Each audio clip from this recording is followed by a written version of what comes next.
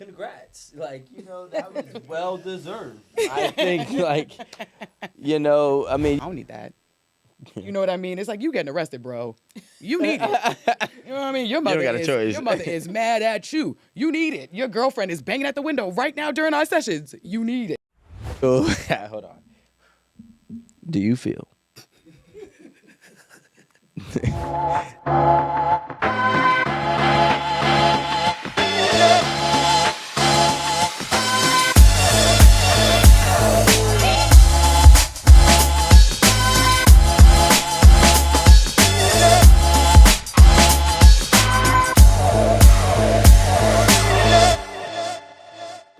Hi guys, welcome back to 8 at the Table. Happy 2023. Today we are talking about how women today care less about sex and more about money. So today on the panel we have Rico. How you doing, guys? The difference between a guy and a girl sitting like this. Girls put their right leg over the left. Guys supposed to put their left leg over the right, just so you guys can differentiate. But go ahead. He's still annoying in 2023, guys. We have Erin the Renegade. Hey guys, Happy New Year. And today we have a guest, Chantelle. Chantelle, introduce yourself. Tell them a little bit about yourself. My name is Chantelle Doswell. I'm a licensed clinical social worker, which is a long way of saying a therapist. And I also teach at Columbia University School of Social Work. So I'm a professor over there teaching the new therapists what to do a little bit. And I have a nonprofit that's called the Floyd Foundation, which works at giving people free services who have PTSD or generational trauma, any sort of symptoms like that. Well, I want to say I am an alumni of Columbia University. Woo woo. But mine is the COLO. Have you know how to spell Columbia? Mm-hmm. The country. I was looking at him like, I never knew this. Yeah. Like, Listen, guys, oh, but guys, she works. She works. You're doing a lot. You're working. Woo woo. Work. You're doing, yeah. Woo woo is You're right. doing good,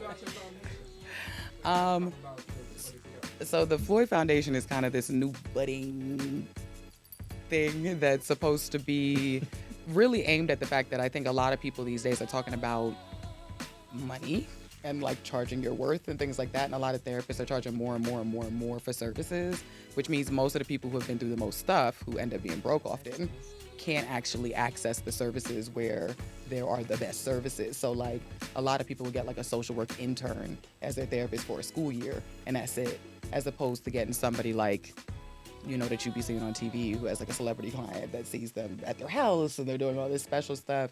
And it's not hard to treat trauma, but a lot of people don't want to.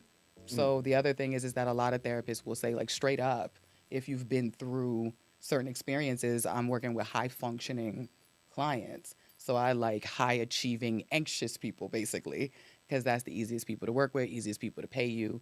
So I was like, all right, that's not really okay. And I met a woman whose brother, her name is Trina Be Real. She's a comedian. Oh, I know her.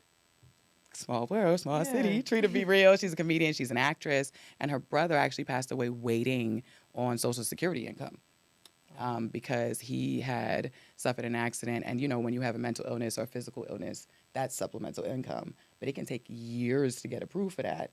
So it's like, okay, something has to fill in this gap. And that's kind of where we started talking, Trina and I, and we co-founded the Floyd Foundation because it stands for Forever Living Out Your Dreams. Because the idea is that like people deserve to thrive even if they can't afford therapy services, even if they can't quit their job as soon as they have a breakdown, there still deserves to be something to support folks, particularly Black people who kind of are born into trauma. That's dope. Can you explain what I heard was that treating trauma, or I guess, is that the right terminology? Sure, yeah.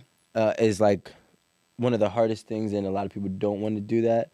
Can we know why it is the hardest thing? It's hard if you want to talk it out. Like, I think a lot of people think about therapy and they think about talking. So they want to come somewhere. And this is why a lot of Black people don't like therapy, because they be like,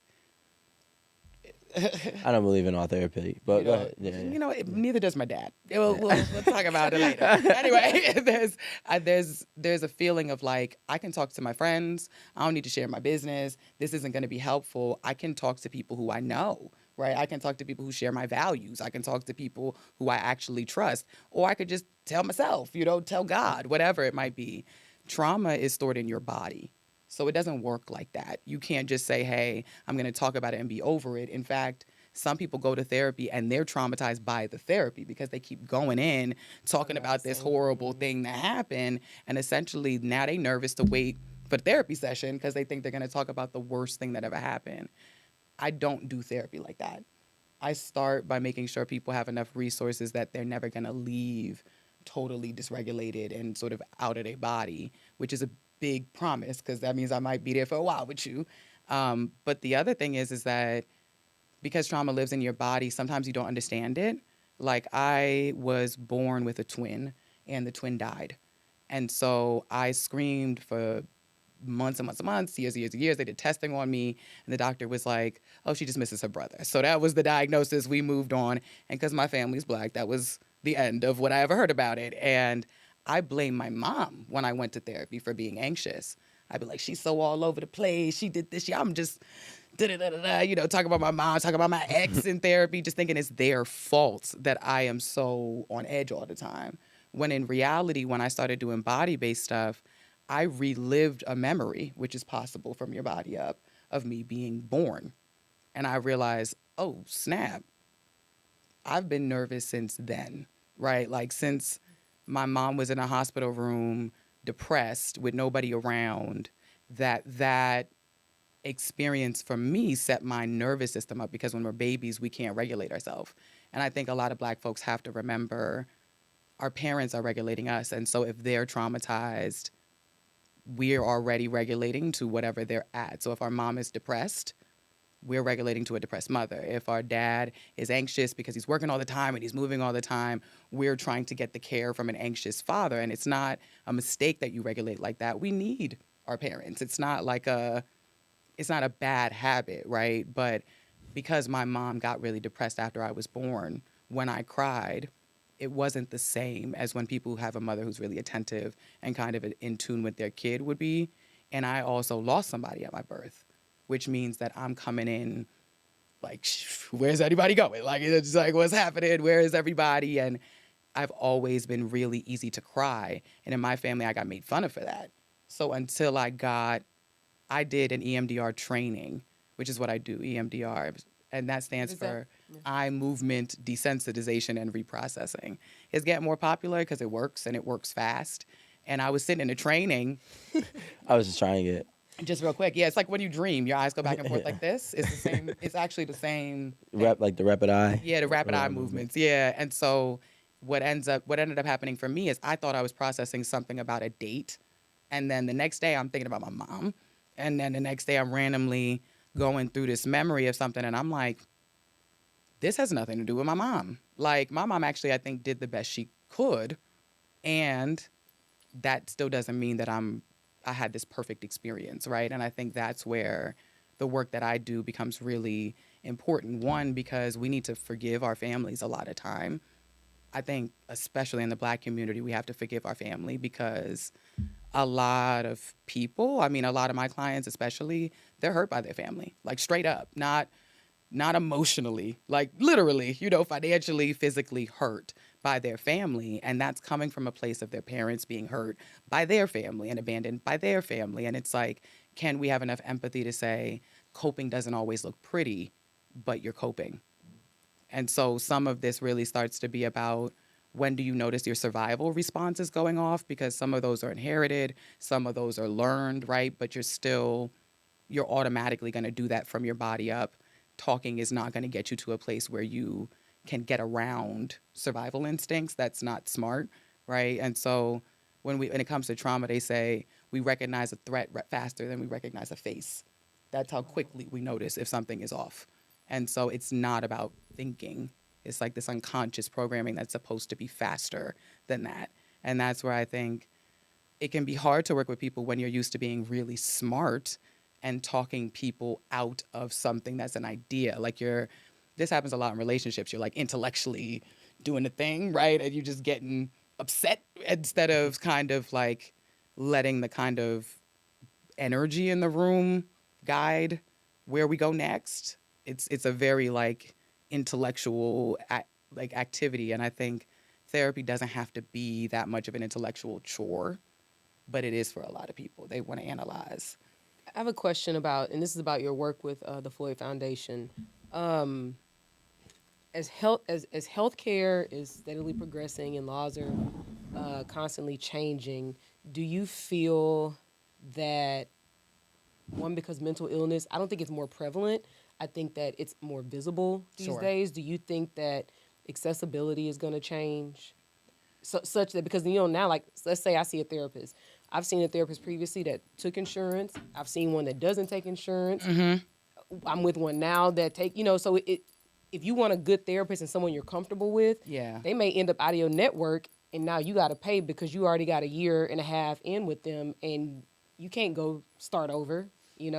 So, and just because we're seeing people freak out and commit suicide and like they burn out at their jobs and they tripping out on people and stuff. Now that it's more commonly seen. I want to impress that. Do you think that that's going to change just as based on what you know from your practice? I mean, I think there's two conversations. One is hopeful, and the other is a little like, oh, I don't know where this is going to go from here.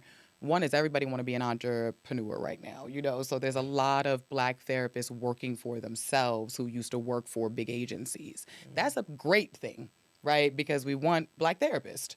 On the other hand, that also means they're probably not So yeah. taking the same insurance, doing the same things that they used to do, and so it becomes like a access thing. How can I make the same amount of money on my job without taking insurance? And that's sort of the pull and tug that I've been seeing. But I think in general, as people are talking about mental health, even if it's not therapy per se, like wellness resources are expanding like crazy. Retreats and, meditation and yoga, like everything Right. for everybody is expanding. And I think that's good because honestly, it doesn't have to be therapy, but access to healing in any sort of way is good. And body based healing is really just robbed from a lot of Eastern practices anyway. So it's not like Okay. we just started doing it over here, but like it's been done in a lot of places for years. African sort of based spirituality is really akin to the work that I do. It's not like some brand new wave. Right. I guess the good thing is that I haven't seen more people get therapy. So for whatever access issues there might be, I'm seeing more people who want it. Everyone I know who works with people who have trauma, they are completely booked up. So You know what's crazy to me? Like, it's just weird. Like, this is my thing. I think that it's definitely necessary for some, 100%. It's like, but if nobody really knows because nobody was here, but were people as damaged as they are today 200 years ago? And I would argue that they weren't. And I would argue that the need for therapy 200 years ago probably wasn't as big as the need for therapy today. And then that goes. For which set of people? I was gonna say 200 years. Well- That's a specific. I'm speaking. I'm In my speaking. head, I'm thinking 200 years. I'm speaking. You know what we was at. I'm not. 200 Well, years I'm not. ago. All right. I'm not speaking in terms of like slavery. I'm just speaking in terms of general Okay. totality. Like like or even 100 years ago, or even 75 years ago. Like, yeah, I think obviously the black history, especially in America, there's probably a lot of therapy that probably needs to be done, just because of the roots of it. But now I'm taking color out. You know what I'm saying? And I'm just talking about all in all. And that's where like I'm trying to figure out, like at what point was it a thing where we all kind of realized but we all need therapy. You know what I'm saying? Cuz it's becoming a point where I feel like, are we really just not being real with reality? And we're fighting it? Is this something that we're not being or having the real friendships and genuine or maybe good family members that we don't have to confide in? You know what I'm saying? I'm curious to, which I don't know, but I'm curious to figure out what are the determining factors that are really the pushing for therapy, not excluding traumatic events. That's interesting. I mean, we can't totally yeah. exclude traumatic events. Well, That feels a little I feel like no. I mean, extreme when I say excluding, historically. no, when I say excluding, when I say excluding it, I'm really speaking upon like somebody who like yourself had a traumatic event at birth. Yeah. And it's kind of hard to identify until later on, or somebody who might have had a traumatic event at 16, or whatever the case may be. Those obviously, I do think, probably not everybody, but a lot of people will need help to probably overcome that obstacle in their life. But yeah, that's exactly what I'm trying to say, is like life has been life. I think there's certain things that's changed. I really, in my personal opinion, I feel like therapy has become more so a necessity now than ever, because people are failing at a higher rate and promise too many dreams. And because of that, it's causing depression. We talked about one side about being an entrepreneur, right? In terms of the therapy world, but now there's also everybody wanting to be an entrepreneur on the everyday life world, which, Alan did send me something that stated somebody had dropped a stat. I don't know the source, but it was the average entrepreneur makes $28,000 a year. If you're not a successful one and, moving your money around and, for tax reasons and whatnot, and you're actually making $28,000 a year, especially in New Jersey, you can't survive. So, and that could be a traumatic, event for however long that is. And then then we pose the question, well, why are you wanting to be an entrepreneur? And it's because somebody told us that you can be anything you want. And it's like, well, that's not always the case. And I think that, it's just, I don't want to ramble about it, but there's so many factors and variables that go into therapy, which is why I am like, yes, I believe that therapy is needed, but I believe there's something weird going on where everybody is saying that they need therapy. Yeah. Even if it ain't broke, they're trying to fix it. You know what I mean? And I mean, it's interesting because you do hear people say like everybody should go to therapy, even if you don't think you need it, you should still go.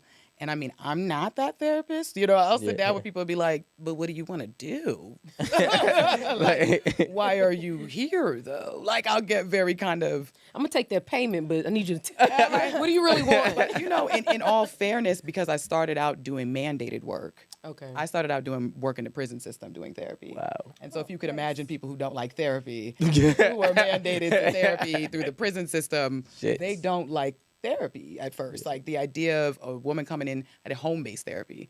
I come into your house and say to you, I'm going to work with you whether you like it or not, so that you don't go to prison. You know what I mean? That's not really a choice. Damn. But that's America right now. And that's America in the prison system. And that's alternatives to incarceration, right? And so I'm doing family therapy, which is, if that was my family, I would be terrified. Like I remember being like, I would never say this to my mother. Oh my God, you're going to have to answer this in front of me? But the empathy of me being like, I would never do this. Like I would never do this made me do therapy in a way that none of the other people around me kind of were doing it. And I think that meant looking up a lot of creative ways to do therapy and trying to figure out if that actually worked. And it turns out creative therapy interventions work better for trauma than just talking. So I would end up doing raps with people. I would end up Like rap, like rap raps. Yeah. what's your favorite rap? Like Issa Rae? I would Like those kind of raps? Like it depends. There was a client that I work with who said he likes sad raps, like sad, like emotional raps. And I said, like what? He's like Tupac. And I said, okay. And so, but the one thing is that I rapped. So it wasn't like, I was like, do this for me, like perform, I was like, oh yeah, I've written raps too. Let me do something, you know what I mean? And then I do something and then he do a little something. And what ends up happening in writing very naturally for a lot of folks of color is we write about what we experience. And so whether or not I was your therapist, it's not about that. It's about the fact that we now have a relationship with one another. And in that, I know more than you do about mental health because I studied it. You know what I mean? Not because I know you. You're the expert on you. You know your stuff, right? But if you can find somebody to work with who's humble enough to say, I can work with you to say, I know about this stuff. You know about you. You tell me about you, I'll help you learn about how to do this stuff, period, right? Nobody's going to say, I don't need that. You know what I mean? It's like you getting arrested, bro. You need it. You know what I mean? Your mother got a choice. Your mother is mad at you. You need it. Your girlfriend is banging at the window right now during our sessions. You need it. Can I ask a question? I want to swing it, but I'm gonna stay on topic at the same time. We're gonna With ask your you profession, right? what are you gonna ask? Do you feel? Hold on. Do you feel? Do you feel that women who are basing their whole senses on monetary finances for a relationship should potentially seek therapy? Should potentially, I think all women seeking a relationship should probably seek therapy. Because Don't beat around the bush here. the dating apps are doing something to us. I agree. Like let's be honest. If I think about people meeting people, do I think people have a problem meeting people? No, not really. But for some reason, when it comes to meeting someone to date, we are red flag seeking, and Well, I don't seek red flags. Yeah, you do. What red flags We do I had, seek? we had a whole segment on it. Remember? I said I don't It was ignore them, but I don't look for them. Everything was like red flag, red flag, red flag. You know what? Hold on, time out. I mean, yeah, I did. No, you're right, Lonnie. You're 100% right. Well, let's clarify this. about you. Yeah, correct me if I'm wrong. We have tape.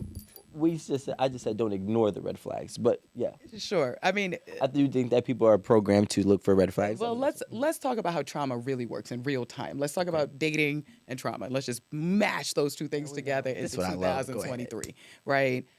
I have, for example, been through an experience. This is how trauma works, and it was overwhelming.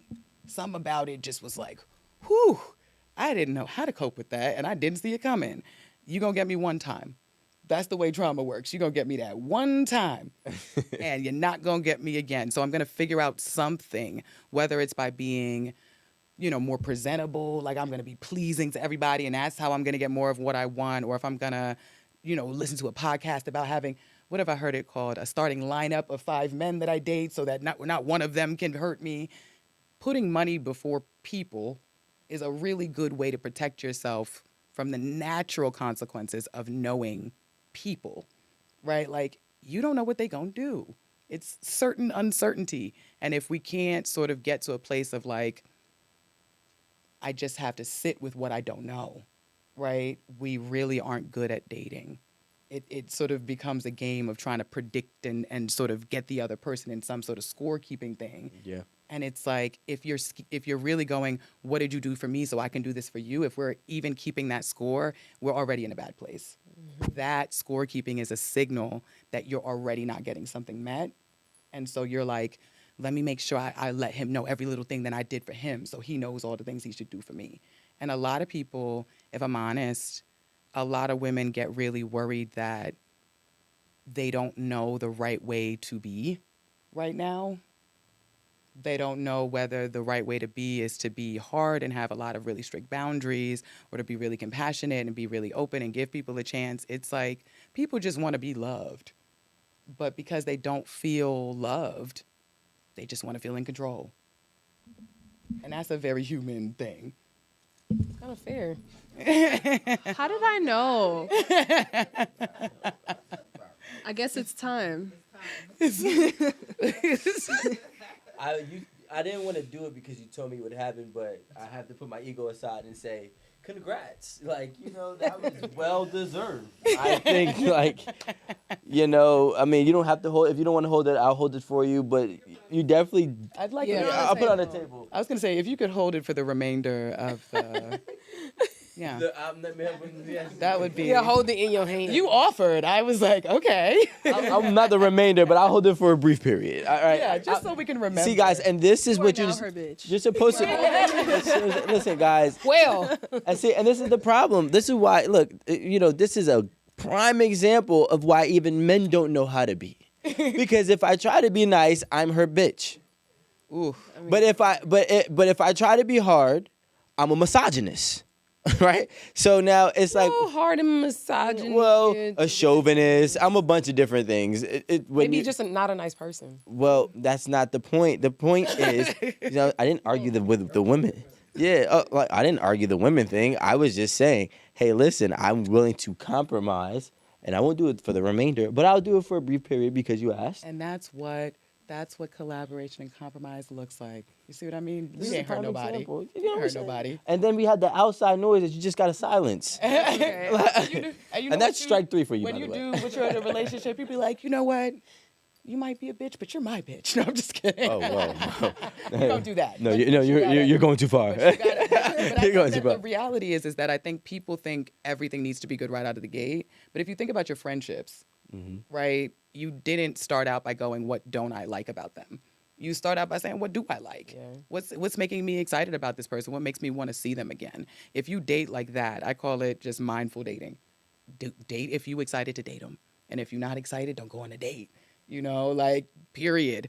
And if you're feeling like, ugh, I'm going on this dating app, we already not in a good place body-wise to feel open to good stuff. And if that's the truth, you want to put down the trophy? You see, I really like her. You know why I like her? Because she actually gave me the option.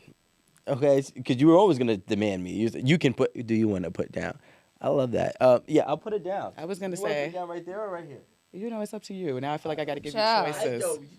I want to give you choices so you feel empowered out here in these streets. I just want to feel heard. You just I just want to feel heard. That's what she said. You know what I'm saying? That's where I got it from. Yeah, the money thing is tough because it's like tale as old as time. We were saying that before the show. That's not the new narrative. Unfortunately, that's the old narrative. The old narrative is like men really see you as their property.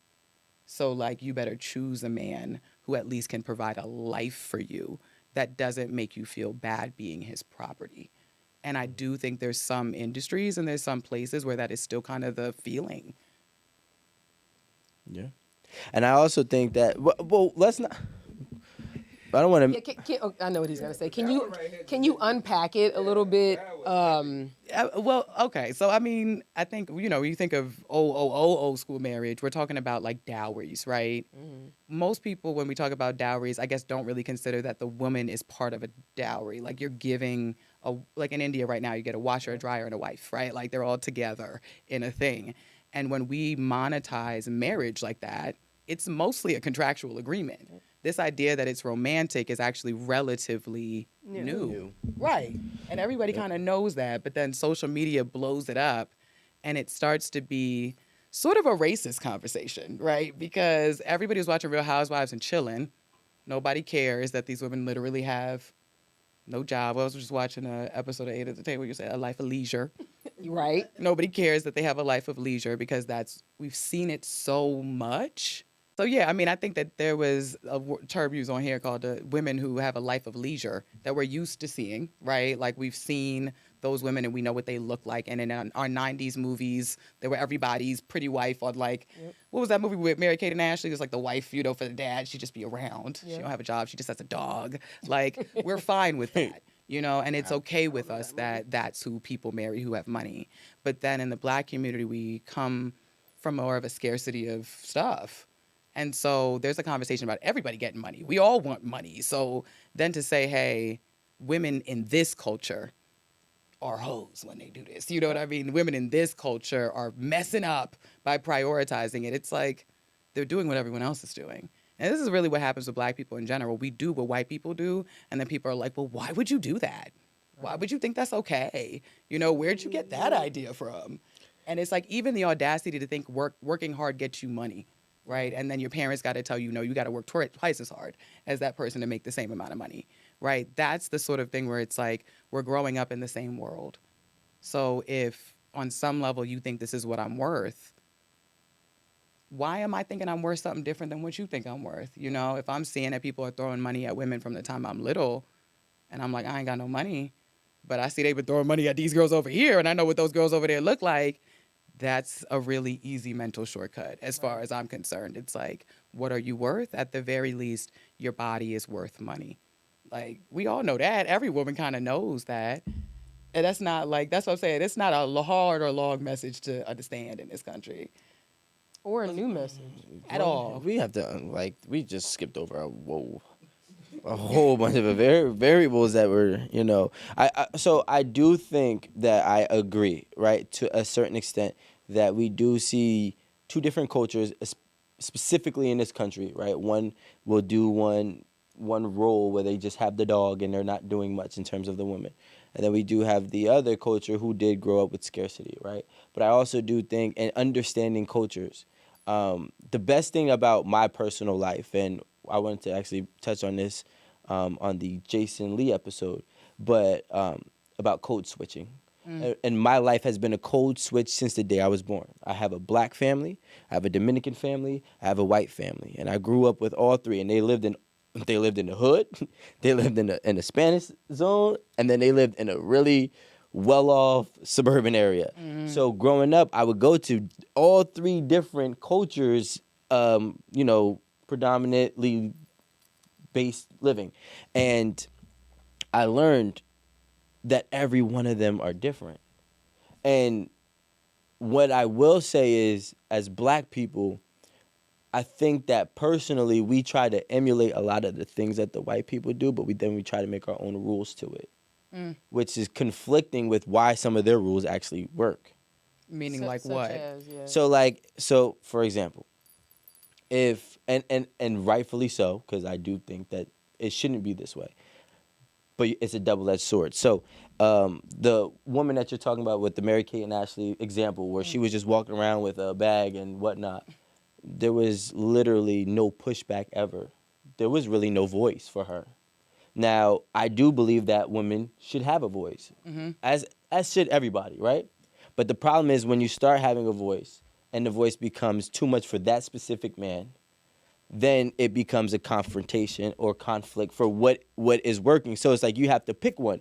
It's either you're going to, go out and become this person that's going to be outspoken because you deserve to, or you're going to play a role and don't speak, and then you can get whatever benefits that he's willing to provide. Now I'm speaking for specific examples that we're given. Obviously, there's definitely mediums and middle grounds. So I just think that we try to blend things, and it doesn't work that way. Just like I feel like nowadays, people got the world messed up in here in America specifically. We got things messed up. You got men out here that can't provide for themselves. Okay, I'm not saying he has to provide for a woman, but I'm saying he can't even take care of himself trying to tell a woman that she needs to be submissive to him. I think that's delusional, right? Because he can't even take care of himself. He's not literally bringing anything to the table at that point. But then you have women, right? But then you have women who are not doing anything either, but think that they deserve everything and then can still be combative, push back, or whatever the case. Some people may want to use the term masculine, and it's like you're blurring, each side is blurring the lines. And I think that's where the real confusion is. Pick a side and stick on it. If you want a man to do all these things for it, then you got to be what that man is. What that man wants. And if he wants you to not speak that often, then that's the reality that you have to take.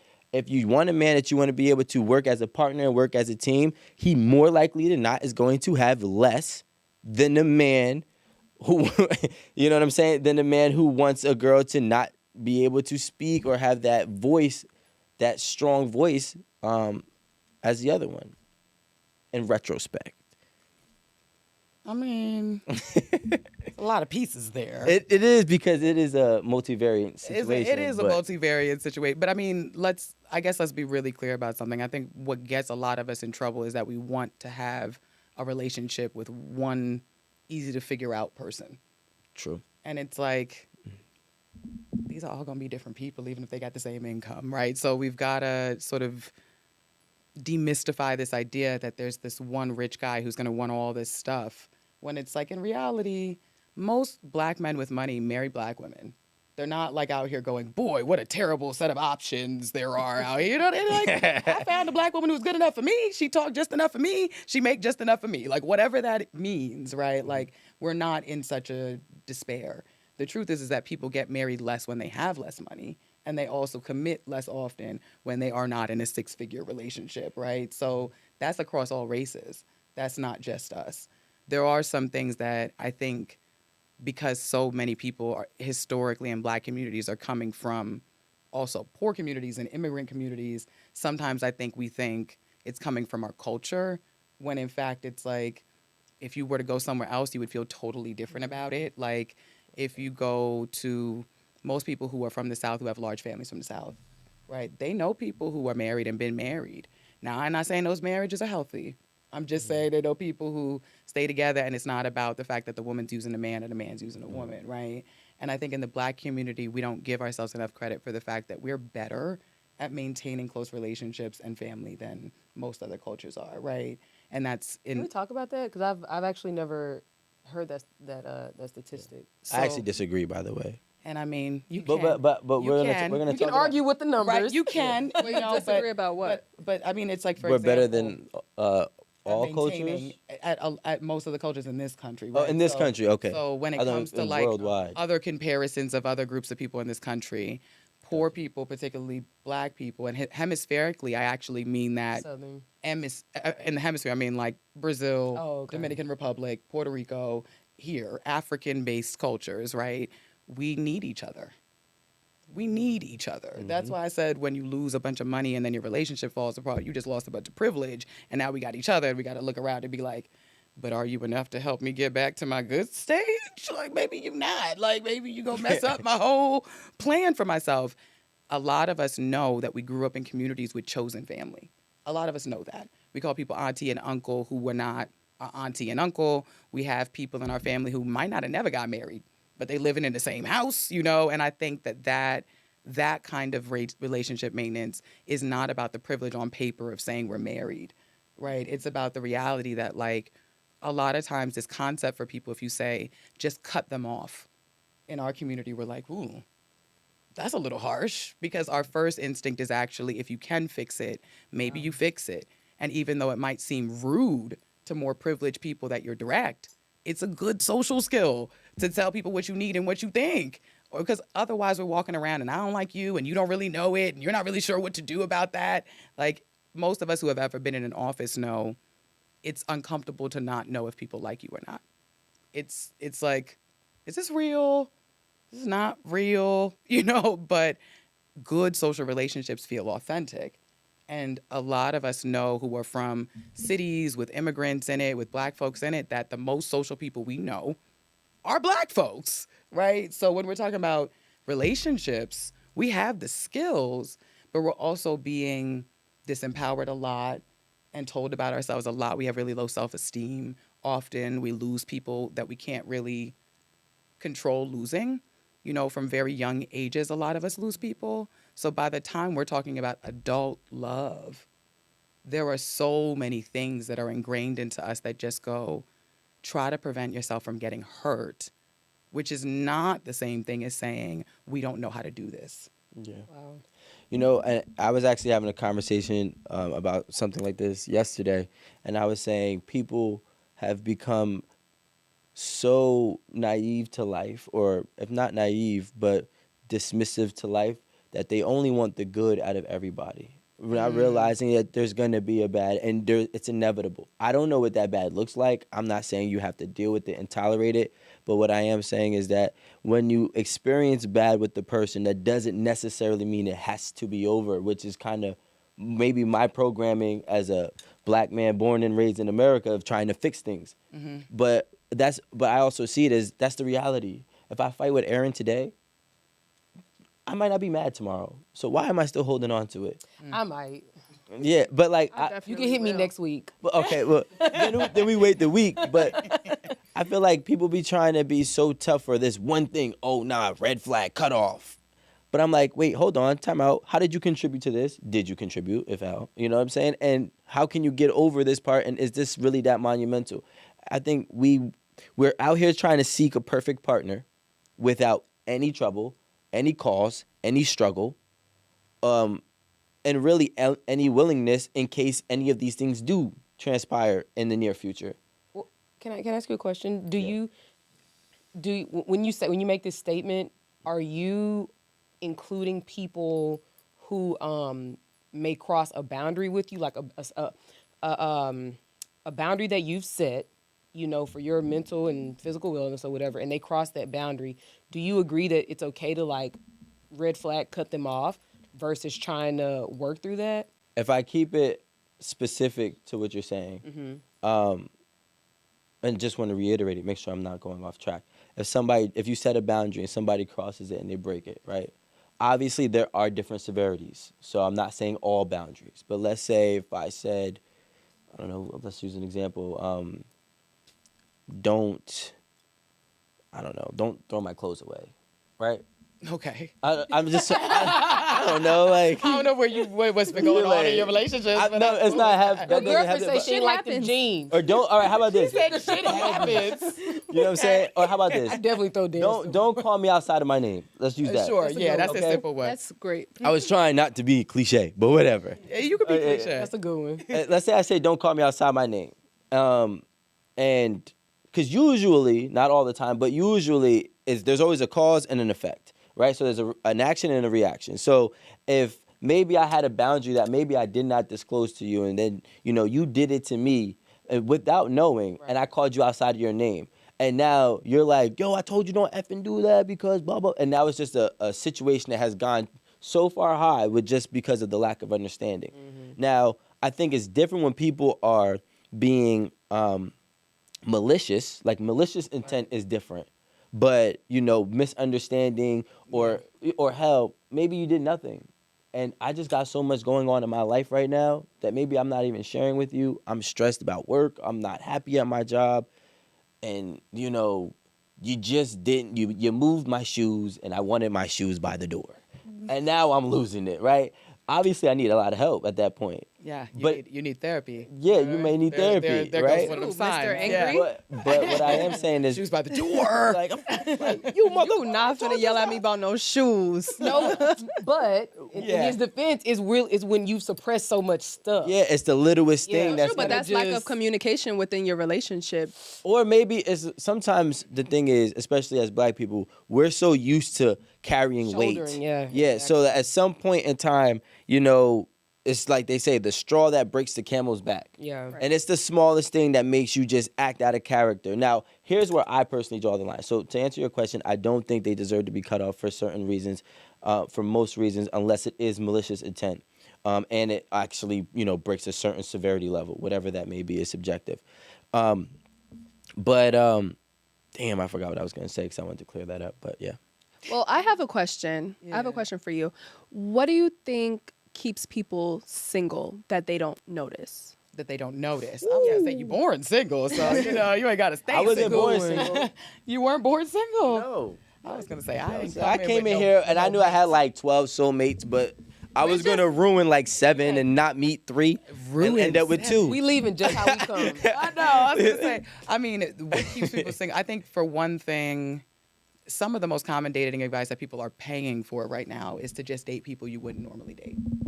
I think that's terrible. You think people should do that? I think to some degree, I think you should just meet. We seen what that happens like here at 8 at the table. But here's. I don't advise it. But I mean, what you've been meeting people casually? No, we've been seeing events, all types of stuff. I guess here's the thing. We meet a lot of people. At this point, dating apps are just as random as like being at a bar and having somebody walk up to you. Most people are on dating apps. It's not like you're finding some select, few people on these dating apps. So when you go on dating apps, you're also dealing with a bunch of people who are looking through a bunch of people, right? And so it dehumanizes an experience that's not really how you would normally go about evaluating people. And this is what I mean about friendship. I have a friend. I meet them however I meet them.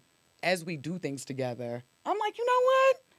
I like the way you think. I like the way you move. I like the way that you do stuff. It's through these shared experiences that we get to know our kind of system, the way that we affect each other. You don't have to be perfect to be in love and have a good relationship.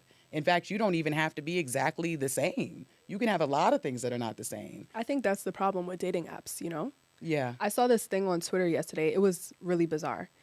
So these 2 people, they met on a dating app. And before they planned their first date, she asks the guy if he didn't mind filling out a questionnaire that she had set up. That's dope. How many questions But are we talking it was about I That's think what it we was do. 20 it was 26 questions. She created this questionnaire herself. It started off pretty generic questions. What's your favorite color? You know, regular shit, What's your right? size? Then it kind of and then it got a little weird. Told Like you. it was a toilet paper question. Do you think that the toilet paper goes like under or do you Over. roll it or over? I say Or- under. What y'all say? I'm not a preference Under? person with the toilet Under. paper. I used to be Nah, I'm preference. No, I'm weird. under. Meticulous. Now my husband. It I gotta know be a lot under. of people have preferences on it. I be feeling weird when I put my toilet paper roll on. If I gotta Like, go people this are way gonna for come it, in I'm gonna and be judge tight. me. No, yeah, I don't do that. Anyway. Under, So, yeah. and then Let there me- was like a question about like if you had a homosexual child, like how would you handle it? Just real personal questions. Oh wow. And I think that's dope. after going through the questions, he was just like, "Yeah, absolutely not. Like I'm not answering this because it's like you're going to determine whether we go out or not based on how I answer these questions." And one, I understood his need to not want to do it because it's just like, well, we can go out and get to know each other like regular human beings instead of me like having to fill out what kind of seems like a test before you decide like, okay, yeah, pass. They didn't pass my test, so I'm just gonna be like real cut with it and Yeah. just like, okay, well, I don't want to talk to you. I don't want to continue to try to get to know you. So honestly, I thought that the questionnaire was a little bit too much. Yeah. But I just think that dating apps specifically, that's what's wrong with it. Like we're trying to find people too much like ourselves, and that's probably not always going to be the best thing to do. I have a question about that. So, from my perspective, that seems like a very Efficient? effective and efficient way to like weed out somebody who you won't vibe with. And I'm only saying that if those questions are presented in a way that they are like deal breakers for you or that they speak to your like fundamental principles. Because let's say he was like, nah, if my kid is a homosexual, I can't mess with it.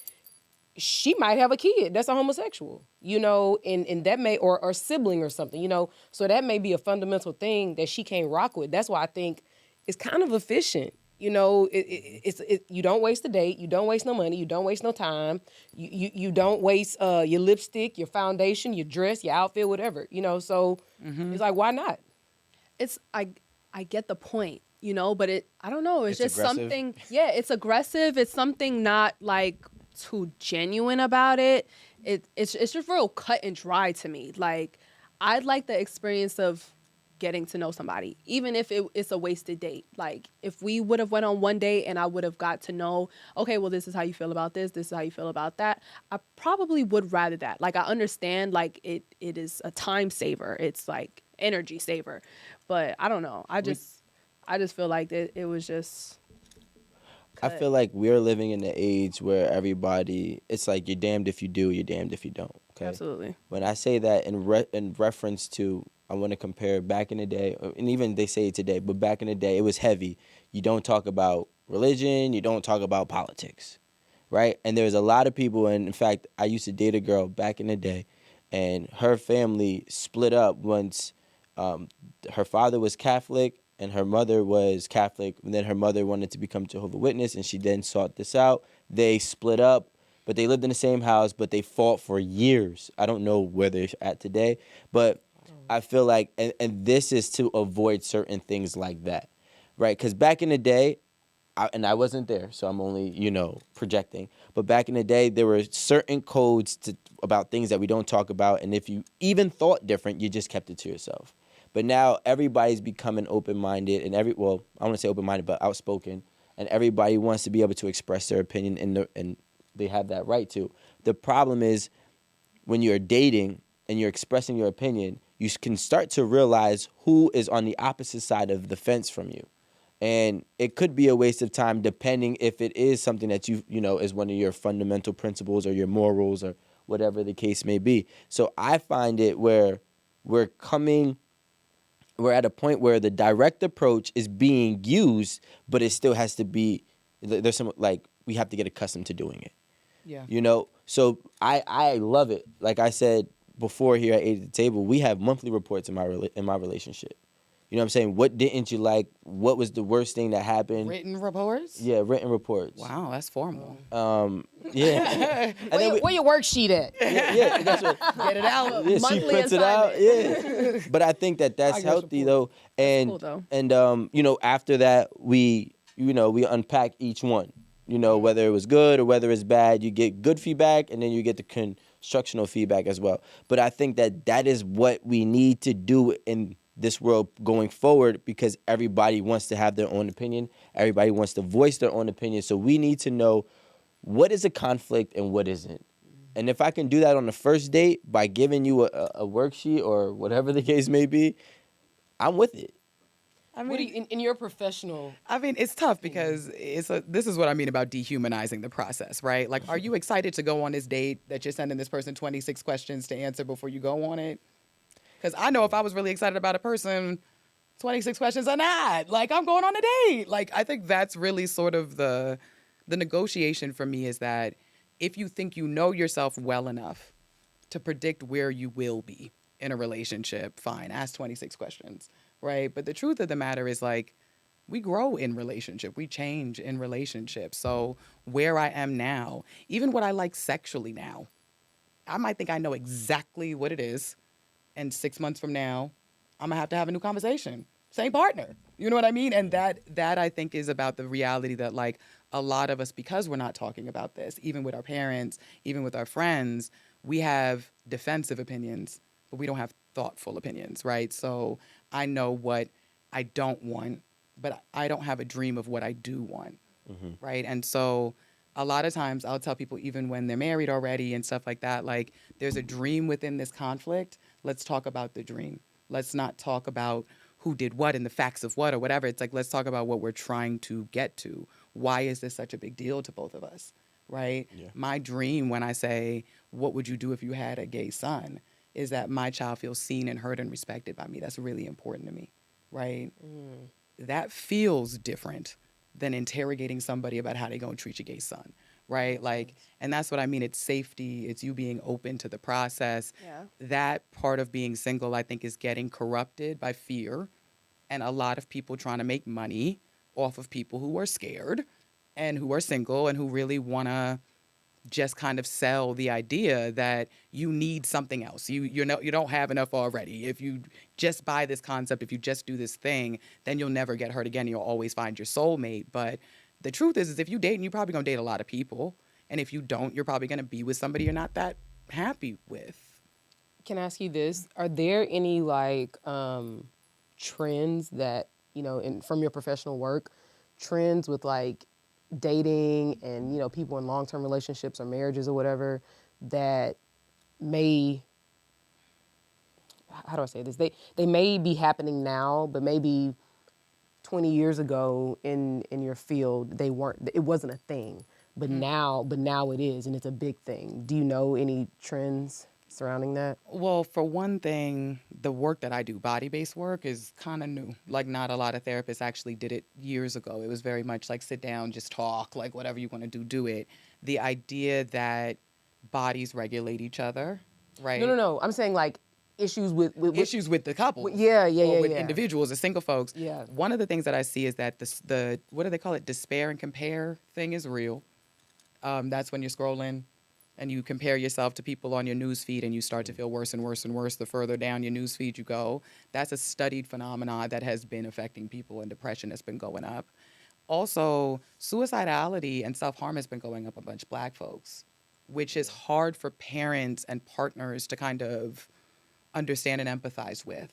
And that's a real thing that you see getting depicted in media, that you see getting depicted, in a lot of sort of fictional stories too, where you can see there's a disconnect between people using drugs, for example, like pills that are made for anxiety, depression, whatever, and actually sort of self-medicating because their parents are just like, that's not real, right? And I think a lot of us in this generation believe in God, but do not actually subscribe to religion. Yeah. So that changes the conversation amongst couples and relationships and dating to one where it's not so important whether I'm going to heaven or hell, or whether my church approves, or whether people in my community are saying this is an anointed, equally yoked match, like, but that I'm happy.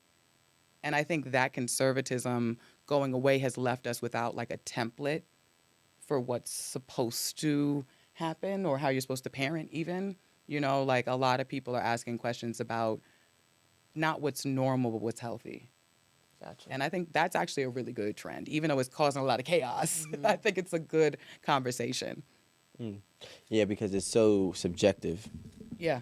And then you run into, you start to play with fire because, what's healthy to you Ain't healthy to the ain't next. healthy to the next person. And then all it takes is one person who finds it unhealthy to tell another person that they're unhealthy and they need therapy. Right.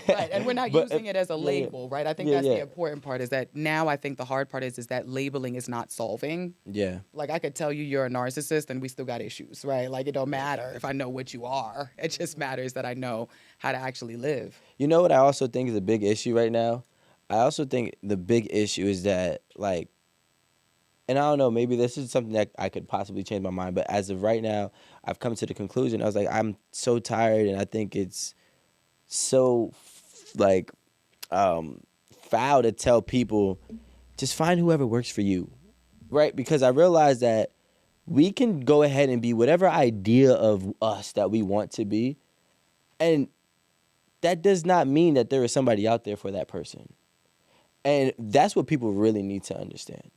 And that's What they need to understand. That's a very rough lesson for people to have to understand. But it's like, because I could think, right? I could think if I'm this way and that way and this way, and I add all these things to the pot, and then I serve this dish to everybody in the world that one person is gonna like it. First of all, the odds are against you. Second of all, there is a possibility that nobody's gonna like that. So this is where we're flirting with what's normal versus what's healthy. Because you do need some normality, because there's a reason why some things are normal, right? Sure. There's a blueprint that we can never, ever dismiss or discard. And if we look at it, the blueprint is going to hold true throughout history and throughout now. You know what one of the blueprints is? Value. And I'm saying value because I don't want to put currency in it, because at one point currency didn't exist, or what didn't exist in the same way that we think it does now. So now when you had some type of royalty or currency or value in your community or village, that is a blueprint that has worked forever. So we do know that that is something that is in your favor that has been proven to work. But now when we go into the whole ideology of you could be whatever you want, there's somebody out there for you. Just get whoever wants you. And it's like, yeah, but you're kind of putting your back against the wall with unknown odds, and realistically could lead to depression. It could lead to a lot of things if you're not being chosen, being that person. You have to like be so careful with how you say everything. I'm saying I just can't. There's nothing wrong with being thoughtful with your words. No, I don't mean that. And I don't want to disregard that, Go but I'm like, ham as a society. there's so many words that we just add our own feelings to it, and then we add these stigmas to these words and then run with the feeling of what the stigma is for the word. But really the word has really no feelings or stigmas to it unless society has attached it and you've bought into it. Can we get How an many times have I example of said this this? word? Well, I mean, I've been saying, I don't. All words. Yeah, I don't like to argue. Fair, that's yeah. literally how words work. But That's how that's- people assign meanings to words. Well, meanings and stigmas are different, right? Sometimes. Like black. But that's what I mean. You know what I'm saying? Black has a negative stigma. If you want to live in a society, here's the two choices you're actually putting up. Gotcha. Is that in one society, people think about the other people who live in that society and try to say stuff with them in mind. In the other society, they don't. That's it. It's consideration. And which one would you rather live in? I'd rather live in the one where at least people try, only because I know as a black woman what it's like for people to try, and it still hurts. You know what I mean? It's still hard with people trying their best. I'd rather them not try, because if you don't try, I'm gonna take it for what it is, rather than what I want to deem it to be or how it can make me feel. Like, and I don't take, and that's the thing. I'm not taking words personal. You know, there's a lot of people that say a lot of things in these comments. I don't lose sleep over a single comment. You know what I'm saying? Or whatever words they saying, or whatever thing. You know what I'm saying? So I cannot put, like, if you say a negative word that means negative things, then I'm gonna treat it as a negative word. But if you say a word that just has a generic meaning, I'm not adding anything to it. You know, like I'm just gonna use this word for an example, and I don't want to go off Submission? submissive. Like submissive has become a negative connotation, or has gained a negative connotation, or potentially. But let me tell you a secret. You're just learning that women have always had a negative connotation to men saying that they'd prefer for them to be submissive. But that's what social media is doing, right? We just making things Bringing things to the brings forefront. out to the like it. forefront. Yeah, you know what but I I don't think mean? there's anything negative about that. But that's the thing, and that's the problem, because then we have, this is the problem. How you feel about a word does not mean what the word means. Now we have women who think submission is a bad thing. We have women that love submission. So now what happens for the guy? He's trying to decipher what the submission means to each different girl, and it's hard to You're do doing that. too much work already, right? We all got Google. But not But yeah, even. Google but not doesn't say even that. negative though. You But not feel even me? that. Like, Which is why I say the it's not goal is- negative. The goal isn't for you to already know how to be with every single person before you meet them, right? The goal is to just meet people, right? And as you get to know them, you will learn what you'll they're figure it offended out by, along the way. what they're not Yeah. offended by. If you're on a date and you're going out and you're saying submission and she's like, no problem, right? And then you're going out with another person, they're like, the last dude who said that to me whooped my ass. Different people, right? And so that's why empathy for all of us, it has this effect on our body of really kind of calming us down. And so even though it seems like a good idea to be very idea based, we need stories, we need humans, we need people, Yeah. or else we try to avoid these things like we're gonna win or lose, when it's like, if you can actually try to sit with the idea that people believe the things that they do for a reason, and that most people have good reasons, that's enough. Well, that's the thing, and I believe that no one is really doing that when they're putting these stigmas on words. They believe everybody has ill intent, you know, or they're brainwashed, or they're this, or they're that, and that's the problem. Is we're only putting these negative connotations on people and what they're saying from the immediate introduction, right? Because of what we have bought into and subscribed with, what the world that we live in may deem it as. But you understand why a stigma would come with a word like submission, though, right? Yeah, no, I understand, but I also understand why it doesn't. So now, But we Yeah. don't have to jump over to the debate side. You see what you did there? no, I was just including both perspectives. And I get but this is the first perspective, right? That it has to be a debate. The other perspective is that we might actually have two different experiences with submission. With the actual thing, submission, right? It's an actual thing that people will have lived through. Some people be like, ooh, girl, that turns me on. Because the last time I submitted, I loved it, right? Now, some people, that is not their experience, right? To be able to kind of have the humility to say, I don't always need to have an opinion on something that ain't my experience. That's maturity, right? And I think that a lot of people, they're young and they're very popular on social media. Like the most popular type of TikTok is a mental health TikTok, which is so weird to me right now that it's like, if someone's like, I have ADHD and this is what it's like that's the most popular type of content. over here. Yeah. Yeah. And I mean, Yeah. what is popular here is also very popular other places. Nah, like there's a whole study on that, especially TikTok. Like in Japan, the most popular things is like science and inventative, not reels, was it TikToks? Like videos. Like of the yeah, tech they stuff. control the algorithms, and actually here we have a very delegated algorithm for stuff like mental health, for stuff like chaotic. Well, I'm saying chaotic in my own, but you know, like men versus women type of things. The algorithm changes per region, which is something to take note of as well. But I do agree. But my thing is, I want to take it a step further, because I want to say I do align with what you're saying, having the compassion and empathy, and basically the awareness of what a word can mean to somebody. But nobody's off the hook. So when I say that, I mean the person that's using the word is not off the hook, as well as the person who's taking it to make it deem a certain way, because of their own experience. Which saying that, I'm not saying that their experience is invalid, but I'm saying that that does not necessarily mean that for that. Now, certain words like the R word, that is negative. You know what I'm saying? That is something that we are all. The biggest thing that I'm trying to do when I'm saying all of this about etymology is I'm trying to limit the miscommunication. And when you limit the miscommunication, the only way that I personally could find to be a solution of limiting miscommunication is not always having empathy, because some situations don't need empathy with certain words. So the best way is to take the words for as they mean. You know what I'm saying? Or how they were derived to mean. What were they supposed to mean? That's why I think we all need to sit down with a dictionary and start understanding what certain words mean and what was the purpose and the intent for these words. Because now, in the last 20 to 30 years, we done added so many different things to so many different words, where if I could say this to you, it could be good. I could say it to her, it could be bad. And depending on her response to me, it could cause an argument, which is all negative, right? And for I you, can tell you don't like to argue.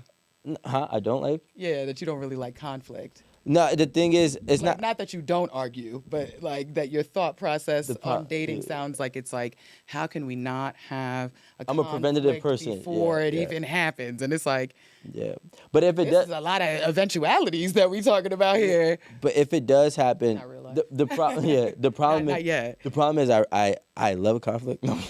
So I'm like, yo, So you're predicting it, before, huh? before I get myself there, let's just pull the plug. Like, Okay. you know, It's a safety plan for you. You got to predict the conflicts because you're going to have some anyway. yeah, like, you know what I'm saying? Like, but here's the thing. We also, I do agree, we need to be respectful for what certain things mean to certain people. And I just think that we have not learned how to speak to each other at this point in the same in the same tongue. You know what I'm saying? We know how to speak to each other, but not with the same intentions, not with the same words, not with the same meanings of these words, which is causing the miscommunication, which is causing the fights. And you know, believe it or not, one situation can change a whole person's life. Sure. A lot of arguments, I don't know the stat, but I'm assuming a lot of arguments in this country specifically have probably turned into a assault case. And some of this could have started with just a simple misunderstanding on how the communication has even, you know, was presented. And in my work, it's about looking beyond what people are saying and looking at what's behind the way they say it, right? Like if somebody's really triggered by you saying the word submission, right, there's a whole different body behind the things that they're about to say than a person who just isn't. And with somebody, when we feel safe with each other, we can talk, we can connect, we can be creative, we can brainstorm. When we feel threatened, we go into a different headspace, and it's not social. It's sort of necessarily not social. And you'll even notice it if you're a little stressed. Like if you are doing something at work and you're really focused on it and somebody comes to talk to you, your personality's not even the same as if you had nothing. You'd be like, what?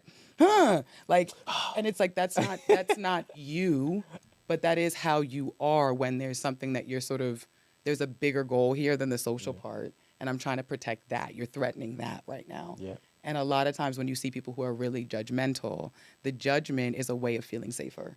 So usually, like mentally, we don't judge people a lot if we feel safe. We're like, okay, why are you doing that? That seems interesting, whatever. If we're judging a lot, we tend to feel unsafe in something that's happening, right? So I even in myself, I'm like, damn, if I'm judging people, what's threatening me that's making me kind of do this to everybody surrounding me? Like, what is it that's making me uncomfortable? And 9 times out of 10, it's something that I've sat with but not totally figured out, or, you know, I don't know how I feel about it. And so they're bringing it up.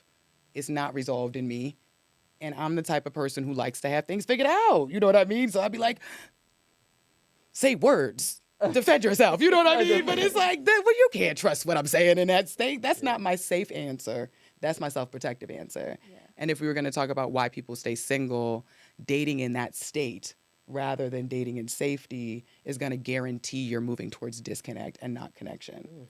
Right? Yeah, you deserve another like award. You know, I just want to say that was very well put. You know, Quick, not even a quick question, but we only have a few minutes left, so I wanted you to hopefully like leave us with some parting words for our viewers, and you know, whether you're looking for love, whether you are coming out of a bad relationship, you know, what can you do for self-love, like what just and obviously in your findings, and then, you know, being on social media, and, you know, something that's really helpful, because I think that it'll resonate with somebody, you know. I think a lot of times we think the work is in figuring out how to be, because we've heard what other people think about us. Like, if we're honest, most of us know kind of, or have a theory about, if we're honest, a lot of us have a theory about, like, why was I rejected? Like, the last time that somebody didn't love me enough or care about me enough, what was the reason I told myself that that happened? And we spend a lot of mental energy trying to become versions of ourselves that will never get hurt again. When in reality, I think the work is in saying, this can't be that important. This can't be your worth as a woman, your worth as a man is determined on whether or not this woman or man likes you or respects you or appreciates you. You have to be willing to say, you know, this ain't going nowhere. This ain't going nowhere good, right? And if I can say this ain't going nowhere good, then at some point I can say it might have even been worth it for the time we spent together. But we have to be able to acknowledge that, like, if we can't deal with letting go, if we can't deal with loss, if we can't deal with rejection, we really can't deal with dating. And so, you know, we'll hold on to really bad situations for a long time, trying not to feel that last little piece, right? And then when we get out of it, we're like, never again, right? But the truth is, it's like, if you can trust that your safety belongs to you, not the person you're going on a date with, then you know if you move away from that safety, something's wrong. This person isn't helping me feel like me. I'm getting outside myself just by dating them. Stop then. Honestly, just stop. If you're excited and you want to keep going, it feels like there's growth and there's possibility, continue. It really can be that simple. Like, if it's exciting, if you want to keep doing it, do it. If you don't, don't. Because the version of you who shows up, even though you don't feel safe, is not really you. It's probably not even, you probably can't even remember all of what you said in that state. So it's just like, slow down. Allow yourself the patience to meet somebody who actually feels like they're helping you gain safety. Even if it's a little uncomfortable. Uncomfortable is not unsafe, right? But I think we all know what unsafe feels like, right? And so that's where I'm saying, trust yourself enough to know, I know what it feels like to feel worse. I know what it feels like to feel better. If someone helps me feel better, I'm moving better. And that's it, right? I think there's a lot of rules people put on dating, and it just is like, it's not a thinky game, right? We want connection. And for Black people, it's like a radical act to have connected sex, to have connected relationships, to love each other for who we are and not our bodies or what we can do with work, right? It becomes this radical act of reclaiming. And so I'm like, reclaim that. Don't make it this whole nasty, uncomfortable, I hate men, venture. It can really be like, if this is exciting for me, I do it because I like to do it with these kind of men. Cool. It ain't got to be a gender war. Ooh, child, and it is a gender war right now. Lord. It really is. It's I ain't gonna so lie. annoying. I know. Look at you fueling the war. Talk about it really Well, is. hopefully we move away from that. I didn't feel as it. the You years fueled it. come. Look at you. I was just Trying saying. to start a war right now. I'm just saying there is a gender war right now, but I think there's a gender war, and it's really because of first of all, there's so many things, right? There's so many reasons, and I think that I was asked this question in an interview last month, and I really think that the next generation is going to be the best one.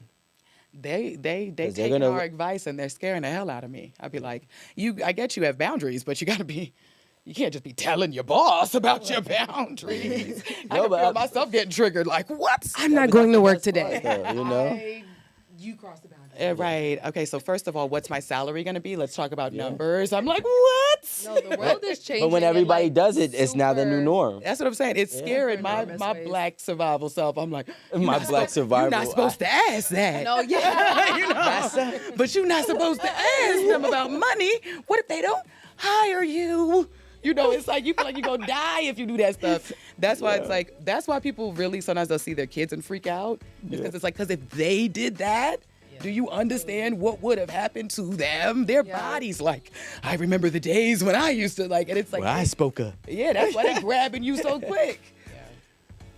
But this was definitely great. Can you do us a favor before we sign out? Tell them where they can find you and anything that you may be having coming up or anything that you may have, going on. Let's talk about the things. You can find me at my page where I just be giving out random advice and therapy bits at People Always Ask, which is PPL Always Ask on Instagram. I'm also hosting a retreat with Max Stanley Kazo, who is a couples therapist. And so I'm going to be addressing all the trauma issues that the couples got, and he's going to be addressing all the communication issues so that we can do it one person at a time instead of trying to do a mass message. And it's called the Black Love Retreat. It's going to be going down February 22nd in my home island, which is Tortola in the BVI. Oh. Wow. Yeah, I'm just like a little Trying to get an secretly account over there. Caribbean, Yeah. But definitely want to say we appreciate you for coming through. You actually got an award. You told me you were going to win me over, and you did. So kudos to you. I feel you know. really good about that. Yeah. But everybody who's been liking and subscribing, thank you. Hey, listen, check out our website. Get whatever merch, games that you do like. Support us. That is one of the best ways to support us by going ahead and purchasing any of our merchandise or subscribing to our channels. We have our membership. We have our Patreons. This has been great. Chantelle, you've been great. We'll see you next time at 8 at the Table. See you next time. Peace.